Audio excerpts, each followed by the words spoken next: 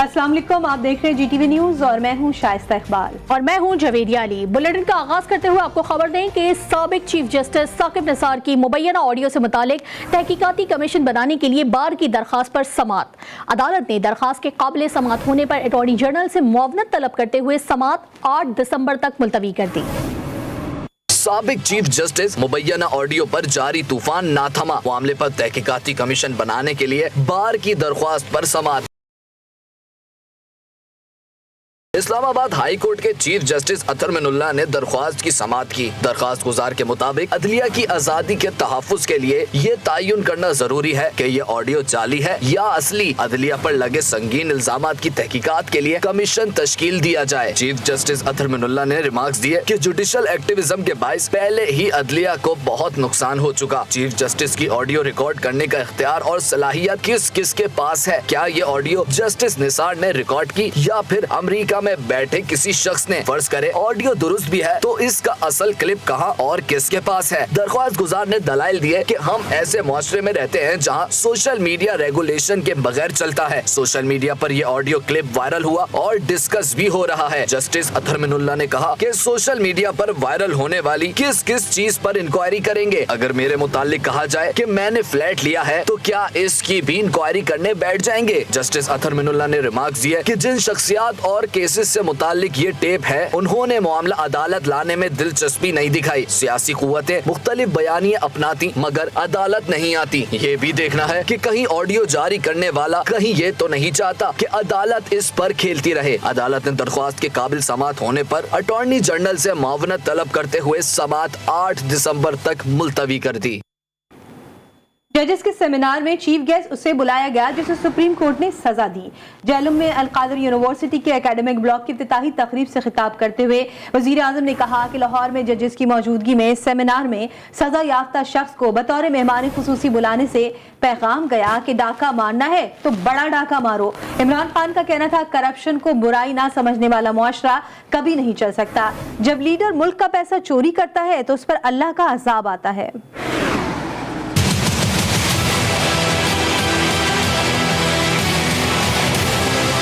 अभी एक हाल ही में सेमिनार हुआ लाहौर में, पाकिस्तान के सुप्रीम कोर्ट के जजेस बुलाए गए लेकिन चीफ गेस्ट उसको बुलाया गया जिसको उसी सुप्रीम कोर्ट ने सजा दी। और सजा क्या दी? पब्लिक का पैसा चोरी करने की सजा दी और वो झूठ बोल के मुल्क से बाहर भागा हुआ है। अब ये सिर्फ मैं अपनी कौम के सामने रखती, सियासी बात अब मैं नहीं कर रहा। जब आप बुराई को बुराई नहीं समझते, जब आप करप्शन को बुराई नहीं समझते तो उस माशरे में मेहनत कौन करेगा?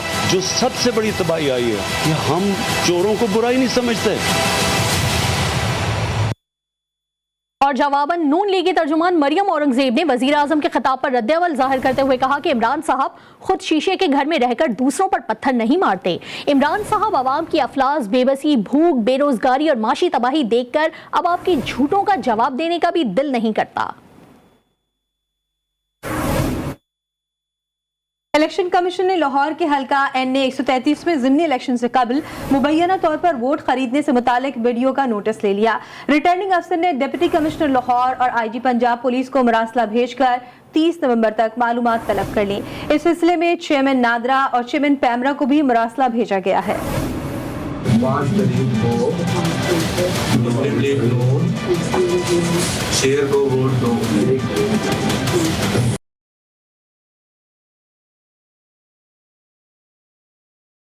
2000 रुपए लो और वोट दो, मगर हल्फ उठाने के बाद। ये है हाल NA 133 लाहौर के ज़िमनी इंतखाबी मुहिम का। सोशल मीडिया पर वोटों की खरीदो फरोख्त की वीडियो वायरल होने के बाद इलेक्शन कमीशन हरकत में आ गया। मामले का नोटिस लेते हुए तहकीकात का फैसला कर लिया।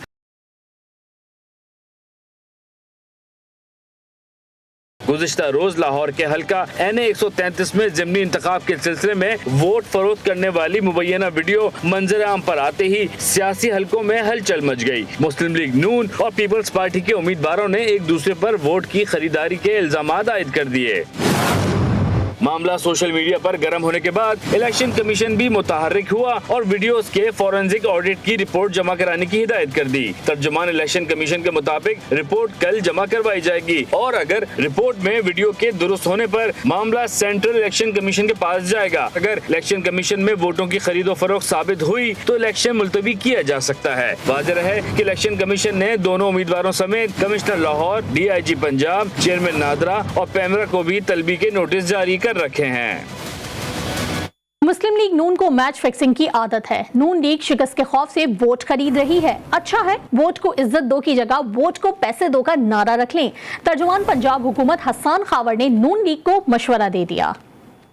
इलेक्शन इंजीनियरिंग के लिए ना सिर्फ इन्होंने वोटों को खरीदा, ये धांधली में कोई ज़्यादा जिद्दत नहीं ला सके।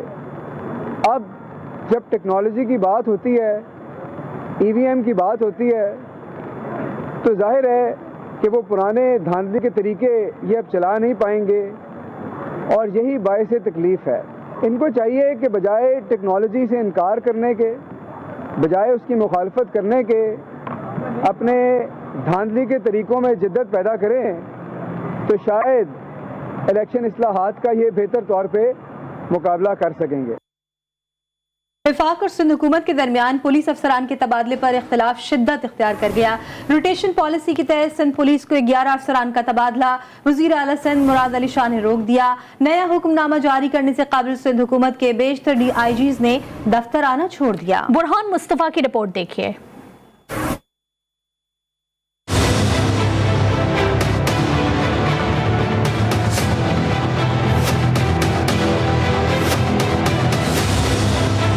वफाक और सिंध हुकूमत DIGs के तबादले में एक बार फिर आमने सामने आ गए। सिंध हुकूमत ने DIGs को चार्ज ना छोड़ने का नया हुक्मनामा जारी किया। दूसरी जानिब नया हुक्मनामा जारी करने से कबल सिंध हुकूमत के बेशतर DIGs ने दफ्तर आना ही छोड़ दिया था। ज़राए के मुताबिक चंद DIGs इस्लामाबाद पहुँच गए। इन तमाम वाक़यात से सिंध हुकूमत लाइल्म, तो दूसरी जानिब वफाक और सिंध हुकूमत के झगड़े में DIGs कन्फ्यूजन का शिकार हैं। DIG साउथ जावेद अकबर रियाज ने दफ्तर आना छोड़ दिया। DIG CTD Umar Shahid Hamid, DIG east Saqib Ismail Memon भी दफ्तर नहीं आ रहे। DIG CIA नौमान सिद्दीकी भी दफ्तर न आने वालों में शामिल हैं। हुक्मनामे के मुताबिक वज़ीर आला ने तमाम DIGs और PAS अफसरान को चार्ज छोड़ने से रोक दिया। कहा अफसरान ताहुक्म सानी अपने ओहदों पर काम करेंगे। वज़ीर आला सिंध के हुक्म पर अमल दरामद किया जाए। Burhan Mustafa, GTV news, Karachi.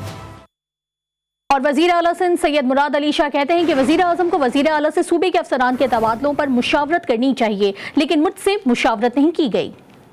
Rotation policy से पे मेरे से प्राइम मिनिस्टर साहब ने कभी सलाह मशवरा नहीं किया। हमने काबीना में फैसला किया कि ये जो आए हैं ऑर्डर्स, इनको हम एज प्रपोजल्स लें। उसमें लिखा यही है कि प्रपोजल्स देंगे और चीफ मिनिस्टर का ये अख्तियार है कि वो 1 महीने में प्रपोजल्स का जवाब देगा और अगर 1 महीने में जवाब नहीं देता है तो it is deemed to be approved.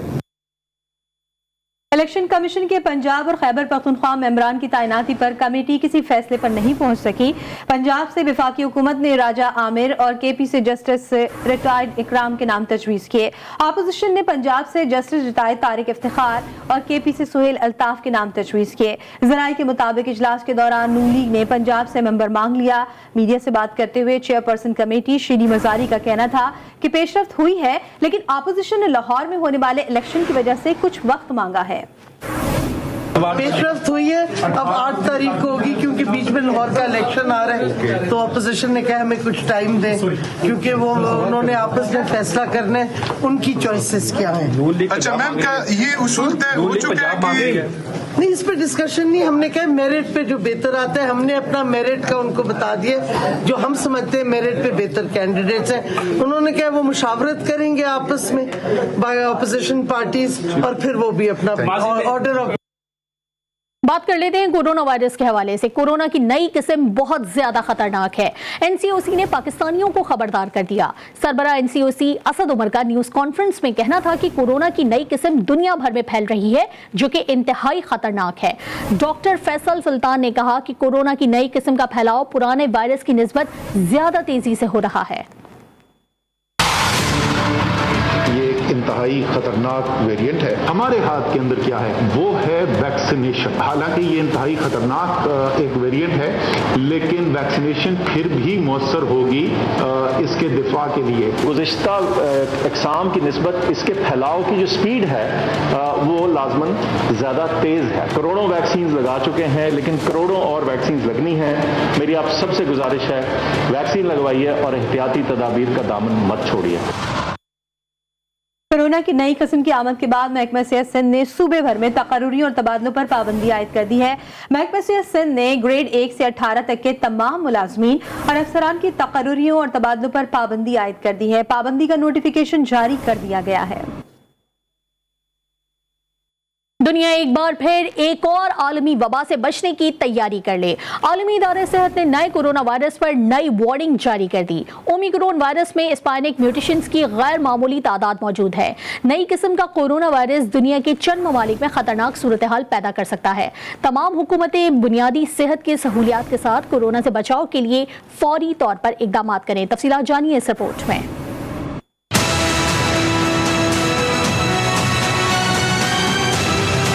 होशियार खबरदार, आलमी इदारे सेहत ने ओमिक्रॉन से मुतालिक नई वार्निंग जारी कर दी। पीर को जारी होने वाली वार्निंग में वर्ल्ड हेल्थ ऑर्गेनाइजेशन ने खबरदार किया है कि ओमिक्रॉन के दुनिया भर में फैलने का इम्कान है। ओमिक्रॉन से आलमी बरादरी को शदीद खतरा लाहक है, क्योंकि कोरोना के नए वेरिएंट में स्पाइक म्यूटेशंस की गैर मामूली तादाद मौजूद है। ओमिक्रॉन वायरस दुनिया के चंद ममालिक में खौफनाक सूरत हाल पैदा कर सकता है। आलमी इदारे सेहत ने दुनिया के 194 ममालिक और रियासतों को टेक्निकल एडवाइस जारी करते हुए कहा है कि वो बुनियादी सेहत की सहूलियात के साथ नए वेरिएंट से बचने की तैयारी कर लें।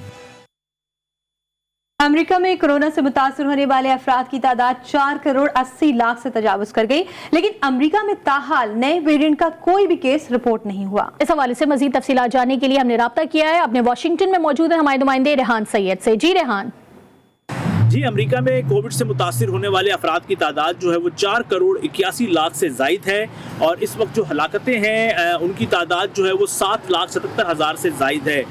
जो बीच में कुछ दिन पहले जो है वो एक सर्ज आई थी और हमने देखा था कि एक दिन में 95,000 केस जो है वो रिपोर्ट हुए थे, लेकिन आज जो फिगर्स आए हैं तो उसमें हमें 6% इजाफा जो है वो देखने में आया है, जबकि हलाकतों की तादाद जो है वो -13 पर चले गई है। इस वक्त गो के अमेरिका में जो कोविड की नई किस्म आई है उसका कोई केस तो अभी तक सामने नहीं आया है, लेकिन हम देख रहे हैं कि लोगों ने जो है वो एहतियात करना शुरू कर दी है। पहले हमने देखा था कि थोड़े फ्रीली लोग घूम रहे थे, लेकिन अब एक बार फिर से लोग जो है वो मास्क पहनने लगे हैं और एहतियाती तदाबीर इख्तियार कर रहे हैं। इस वक्त अमेरिका में 60% अफराद ऐसे हैं जिन्होंने कोरोना की जो वैक्सीन है वो लगवाई है, और हुकूमत का जो है वो उसकी ये ख्वाहिश है कि ज़्यादा से ज़्यादा अफराद जल्द अज जल्द जो है वो कोरोना की जो वैक्सीन है उसको लगाएं।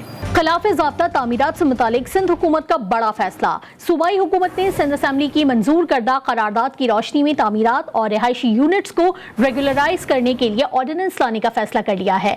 ज़राए का कहना है कि मुजव्वज़ा ऑर्डिनेंस के जरिए रिटायर्ड जज की सरबराही में कमीशन बनाया जाएगा जो तामीरात को तहफ़्फ़ुज़ देने से मुतालिक फैसला करेगा। ऑर्डिनेंस के तहत कायम कमीशन सरकारी जमीन पर रिहायशी यूनिट्स और कवायद की खिलाफ वर्जी की निशानदेही करेगा। जमीनों को बाद शराइत और जुर्माने के साथ रेगुलाइज किया जाएगा।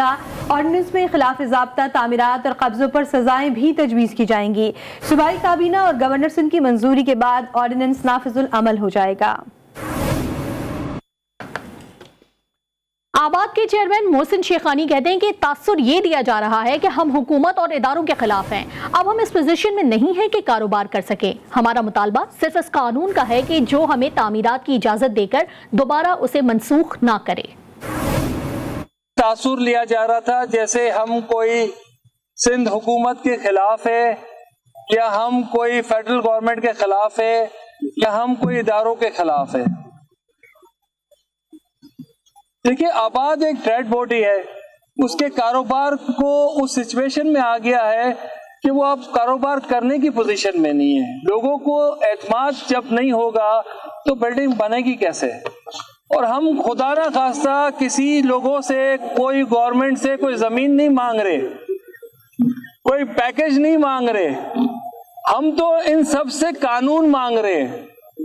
हमारा कहना है कि लॉ बना दीजिए ताकि जो लोग भी अप्रूवल दें वो जिम्मेदार हों। पाकिस्तान पीपल्स पार्टी के 54वें यौम तासीस का जलसा पेशावर कबूतर चौक में करने जा रही है। जलसे की तैयारियां जारी हैं और जियाले अब भी बड़ी तादाद में जलसागाह में मौजूद हैं। हमारे नुमाइंदे अब्दुल रहमान से मजीद तफसीलात जान लेते हैं। जी रहमान। आज बिल्कुल पाकिस्तान पीपल्स पार्टी 54वीं यौमी तासीस का जो जलसा है वो पेशावर में करनी जा रही है। पेशावर कबूतर चौक रिंग रोड पर जो जलसे की तैयारियां है वो ज़ोर शोर से जारी है। स्टेज तैयार किया जा रहा है। इसके अलावा पेशावर में जो मरकज़ी और सूबाई कायदीन है वो यहाँ पर आ चुके हैं और जो जलसा गाह है यहाँ का विज़िट भी कर रहे हैं। इसके अलावा जो जियाले है उनमें काफ़ी ज़्यादा जोश और जज्बा पाया जा रहा है। जलसे के हवाले से कुछ हमारे साथ जियाले मौजूद हैं, उनके साथ बात करते हैं। सैयदा यास्मीन सफदरनी 35 की कैंडिडेट हूँ जनरल इलेक्शन के लिए। तो यहाँ पे देखें आप सबको नज़र आ रहा है कि जियाले जियालियाँ और वर्कर्स जो हैं भरपूर अंदाज से निकले हैं और यहाँ पे जोश और हरोश सब में नज़र आ रहा है सबको। तो इंशाल्लाह हमारी भरपूर तैयारियाँ हैं। बिल्कुल जो जलसा है वो कल है, लेकिन अभी से जो जियाले है वो जलसा गाह पहुँच चुके हैं और न सिर्फ खैबर पख्तूनख्वा से बल्कि सन और दीगर सूबे से भी जो जियाले है यहाँ पर आ चुके हैं। बड़ी तादाद में अब भी जो जियाले है यहाँ पर मौजूद है और उनका यही कहना है कि कल का जो जलसा है वो एक तारीखी जलसा होगा। जी बहुत शुक्रिया अब्दुल रहमान अपडेट करने के लिए। आपको बताएं कि OIC सरबराह कॉन्फ्रेंस के सरबराह के तौर पर सऊदी अरब ने अफगानिस्तान की सूरत हाल पर वज़राए खारजा का हंगामी इजलास तलब कर लिया। पाकिस्तान ने सऊदी सरबराह कॉन्फ्रेंस की हिमायत कर दी है। इस हवाले से मज़ीद तफसीलात जानने के लिए हमने राब्ता किया ब्यूरो चीफ इस्लामाबाद मतीन हैदर से। मतीन, इजलास में किन उमूर का जायजा लिया जाएगा? जी, OIC के वज़राए खारजा का हंगामी इजलास जो है वो सऊदी अरब ने तलब कर लिया और पाकिस्तान ने सूरत हाल के पेश नज़र इस्लामाबाद में OIC के वज़राए खारजा का इजलास 17 दिसंबर को उसकी मेज़बानी करने की पेशकश कर दी है और इस तवक्को का इजहार किया है कि इस इजलास के नतीजे में अफगानिस्तान में इस वक्त जो इंसानी बहरान की सूरत हाल है उससे निपटने के लिए मदद मिलेगी। जी बहुत शुक्रिया आपका मतीन हैदर। सऊदी अरब और पाकिस्तान के दरमियान डिपॉजिट मुआहदा तय हो गया। इस मुआहदे के तहत Saudi fund state bank of Pakistan के पास 3 अरब अमरीकी डॉलर्स रखवाएगा। मुआहदे की रूह से डिपॉजिट रकम स्टेट बैंक के ज़र मुबादला ज़खायर का हिस्सा बन जाएगी। ये रकम पाकिस्तान के ज़र मुबादला ज़खायर में मुआवनत करेगी और कोविड-19 वबा के मनफी असरात दूर करने में मददगार होगी। बात कर लेते हैं गैस बहरान के हवाले से। गैस के बहरान के बायस सिंध में CNG स्टेशन 2.5 माह के लिए बंद करने का फैसला कर लिया गया। सुई सदरन गैस कंपनी के मुताबिक CNG सेक्टर को गैस की फराहमी 1 दिसंबर 2021 से 15 फरवरी 2022 तक गैस की फराहमी बंद रहेगी।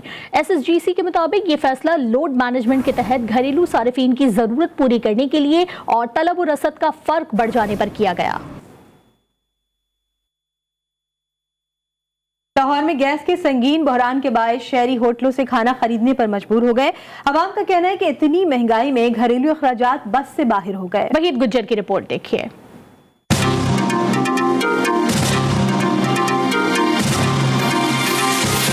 मुल्क भर की तरह लाहौर में भी गैस का शदीद बहरान जारी है। लाहौरियों के घरों में चूल्हे ठंडे पड़ गए। महंगाई के मारे अवाम होटलों से महंगा खाना खरीद कर खाने पर मजबूर हैं। गैस नहीं आती, हमें मजबूरन बाहर आना पड़ता है और हमारा बचत भी और हो जाता है। हमारी तनख्वाह भी इतनी है कि अफोर्ड नहीं कर सकते, मगर मजबूरी है, खाना पड़ता है। नान और रोटी का तो रेट है मगर ये सालन का कोई रेट नहीं है। होटल मालिकान ने भी गैस बहरान की वजह से बड़ी परेशानी का इजहार कर दिया। गैस के हवाले से देख रहे आती भी कम है और फिर हमें मजबूरन ये यूज़ करने पड़ते हैं सिलेंडर और ये महंगे मिलते हैं। पहले ये 90 रुपए किलो थी, अब देख लें कहाँ चली गई है, 200 से भी ऊपर चली गई है तकरीबन। अवाम ने इंतजामिया से गैस की फरहमी को जल्द से जल्द यकीनी बनाने का मुतालबा किया है। कैमरामैन मोहम्मद अकरम के साथ Waheed Gujjar, GTV news Lahore. PUBG game से होने वाली दोस्ती ने एक और बिन्ते हवा की जिंदगी उजाड़ दी। कराची के मकीन शादी के झांसे में लाहौर पहुंच गई। DIG इन्वेस्टिगेशन के दफ्तर के करीब वाक़े रोज होटल में लड़की 3 दिन तक ज्यादती का निशाना बनती रही। शुमाली छावनी के गेस्ट हाउस में भी इज्तिमाई ज्यादती का निशाना बनने के बाद लड़की मौका पाके भाग निकली। कराची में नागन चौरंगी के करीब झोपड़ियों में आग लग गई। आग लगने से मुतादिद झुग्गियां जलकर खाकस्तर हो गईं। आग लगने की इत्तला मिलने पर फायर ब्रिगेड की 5 गाड़ियां पहुंच गई जो आग बुझाने में मसरूफ है। रेंजर्स के जवान, पुलिस और रेस्क्यू टीमें इमदादी सरगर्मियों में मसरूफ हैं। पुलिस की इब्तदाई रिपोर्ट के मुताबिक आग गैस सिलेंडर फटने के बायस लगी। तर्जुमान रेंजर्स के मुताबिक सिंध रेंजर्स के जवान मौके पर पहुंच गए हैं। जाए हादसा को कॉर्डन ऑफ कर लिया गया है। सिंध रेंजर्स के जवान रेस्क्यू टीमों के साथ मिलकर आग बुझाने में मसरूफ है। पाकिस्तान बामुकाबला बांग्लादेश। पहले टेस्ट के चौथे दिन मैच पर कौमी टीम की गिरफ्त मजबूत। कौमी टीम ने बगैर किसी नुकसान के 109 रन बना लिए। ग्रीन कैप्स को जीत के लिए मजीद 93 रन दरकार हैं। खेल के चौथे रोज बांग्लादेश की पूरी टीम 157 रन पर ढेर हो गई। पाकिस्तान की जानिब से शाहीन शाह अफरीदी ने 5 खिलाड़ियों को आउट किया, जबकि 3 विकेटें साजिद खान और 2 विकेटें हसन अली के हिस्से में आईं। कल मैच के आखिरी दिन कौमी टीम 109 रन से खेल का आगाज करेगी। आबिद अली 56 और अब्दुल्ला शफीक 53 रन के साथ क्रीज पर मौजूद हैं। World boxing council silver flyweight title जीतने वाले पाकिस्तानी बॉक्सर मोहम्मद वसीम कराची पहुंच गए। सरकारी सपोर्ट ना मिलने के सवाल पर मोहम्मद वसीम का कहना था कि टाइटल्स सियासी लोगों के लिए नहीं, कौमी परचम के लिए जीतते हैं। लेकिन अफसोस है कि एक स्पोर्ट्समैन वजीर आजम के दौर में स्पोर्ट्स नीचे जा रहा है। तो पाकिस्तान स्पोर्ट बोर्ड का शुक्रिया अदा करता हूँ। पाकिस्तान में दिन पर दिन स्पोर्ट्स काफ़ी नीचे आ रहा है। हमारी स्पोर्ट्स काफ़ी ख़त्म हो रही है। जैसे हमारे ओलंपिक के स्पोर्ट्स है, बॉक्सिंग है, एथलेटिक है, हॉकी है, सब कुछ। हमारे प्राइम मिनिस्टर खुद स्पोर्ट्समैन है, उसको ये करना चाहिए कि वो स्पोर्ट्स को प्रमोट करे। गिलगित बल्तिस्तान के जिला शिगर में सयाहत के फरोग के लिए नौजवान पुरजोश हैं। कदीम ज़ख रैली निकाली, जिसके दौरान मल्लाहों ने बांस और ट्यूब से बनी रिवायती कश्ती पर स्कर्दू तक का सफर किया। रिपोर्ट करेंगे इसी बारे में मंजूर नाज।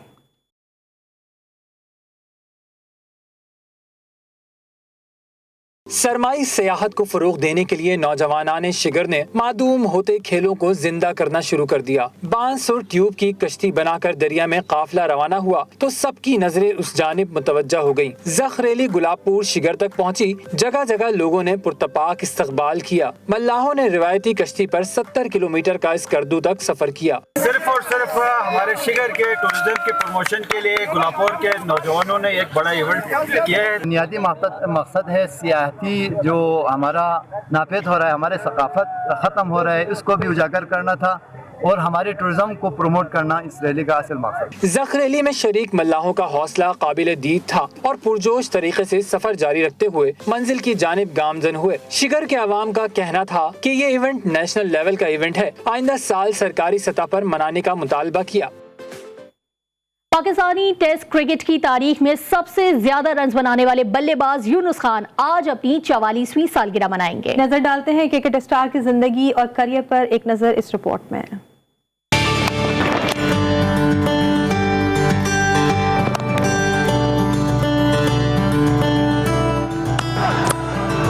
Pakistan need to get a shift on, and that's exactly what Yunus Khan has realised. Pakistan cricket team के मायनाज खिलाड़ी राइट आर्म बैट्समैन और right arm leg spinner Yunus Khan 29 नवंबर 1977 को सरहद के शहर मर्दान में पैदा हुए। सन 1998 में कौमी टीम में शामिल होने वाले यूनुस खान पाकिस्तान की 2009 की T20 वर्ल्ड कप जीतने वाली टीम के कप्तान भी थे। हनीफ मोहम्मद और इंजमामुल हक के बाद वो टेस्ट क्रिकेट में ट्रिपल सेंचुरी स्कोर करने वाले तीसरे पाकिस्तानी खिलाड़ी हैं। That's a big hit. He did one yesterday. उन्होंने अपना पहला टेस्ट 26 फरवरी सन 2000 को श्रीलंका और आखिरी टेस्ट 1 नवंबर 2015 को इंग्लैंड के खिलाफ खेला। 13 फरवरी सन 2000 को श्रीलंका के खिलाफ पहला वनडे और 11 नवंबर 2015 को ऑस्ट्रेलिया के खिलाफ आखिरी वनडे मैच खेला। यूनुस खान ने कौमी क्रिकेटर की हैसियत से Peshawar, Habib bank, Nottinghamshire, Peshawar Panthers, Yorkshire, Rajasthan Royals, जनूबी ऑस्ट्रेलिया और सरे काउंटी की जानिब से क्रिकेट खेली। अपने करियर में यूनुस खान ने 104 टेस्ट मैच, 265 वनडे मैच खेले। टेस्ट क्रिकेट में उनका अब तक का टॉप स्कोर 313 रन है, जबकि वनडे मैचेस में उनका टॉप स्कोर 144 रन है। एक ब्रेक के बाद हाजिर होंगे हेडलाइंस के साथ। देखते रहिए GTV न्यूज़।